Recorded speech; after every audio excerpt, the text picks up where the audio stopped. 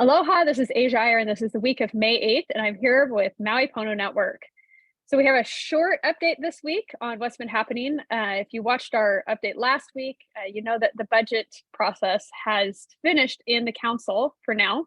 It's back on the mayor's desk, and it sounds like we're going to see that finished budget around May 23rd.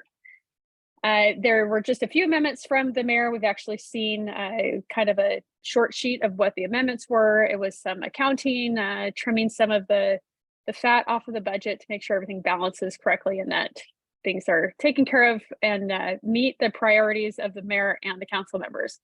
Good job to everybody who just stuck through that.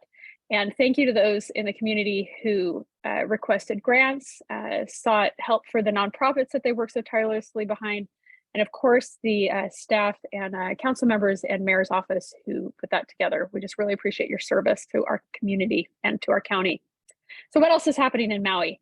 There's been a lot of questions lately to Maui Pono Network and as we've been out in the community about what's going on with all the construction. So there's a lot of construction happening right now in Wailuku, Waiehu. There are more than 2,000 units potentially going to be built in South Maui. There's a lot of construction and housing developments going up. Some of those are affordable rentals, some of them are affordable housing, some of them are just market cost housing. You can learn more about what's going on through our website, or you can also go to Stand Up Maui, is one of the great nonprofits working in Maui County to kind of track and promote affordable housing and watch those housing developments. And also, of course, Maui Tomorrow also watches planning department issues. So there's a lot of nonprofits that follow this. What you need to know is just that affordable housing isn't always affordable, as we all know, but it is good that we're seeing some more projects happening. So maybe some of the concerns that people have about this is that we don't know how the affordable housing is actually going to roll out when it gets there. Again, follow those nonprofits. I'm sure you have questions, we have questions. We're going to continue to research and study what's going on and talk to some of the players in this and get back to you on what's going on with all that construction.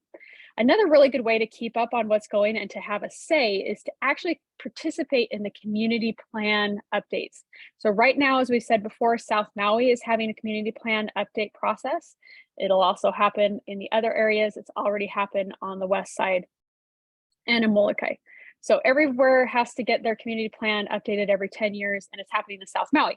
The way that you participate in this is you go to the southmaui.wearemaui.org, which is the site for the community plan update.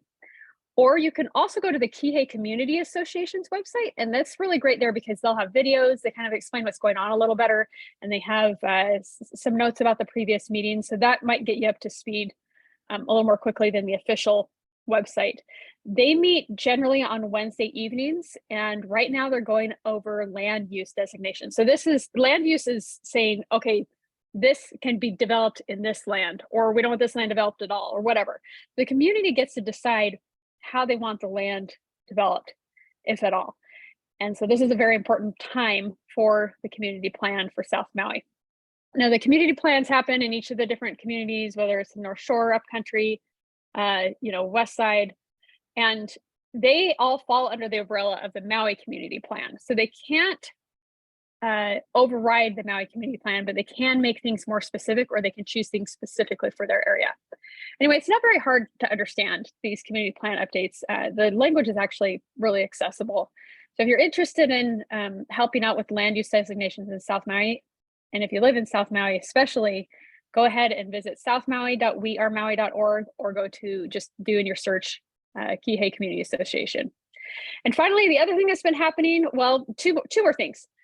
State legislature closed up. We did have some bills, bad bills, cut at the end, which is good. We actually had a little bit of good news at the end there. They're not meeting again till later on in the year, the legislature at the state. So we'll just let you know where that's going when it comes to it. And the final thing is that the release of the Wobachia infected mosquitoes is imminent.